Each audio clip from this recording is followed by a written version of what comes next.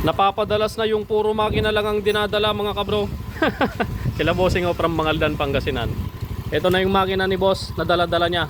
Okay na. Maandar na.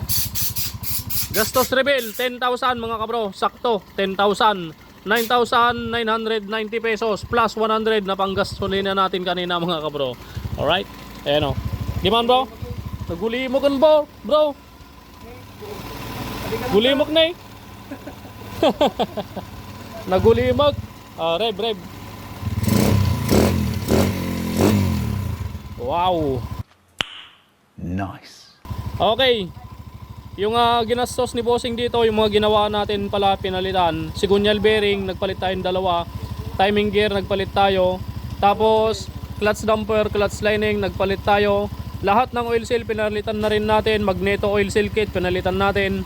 Tapos, valve seal. Ayan, tapos rebore. 0.25 pa lang mga kabro.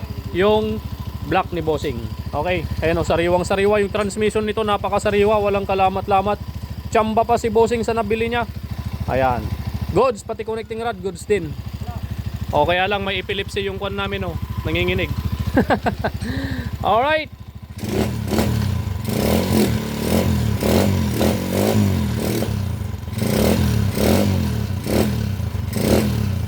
Okay na, patakbuin mo na. Ayun.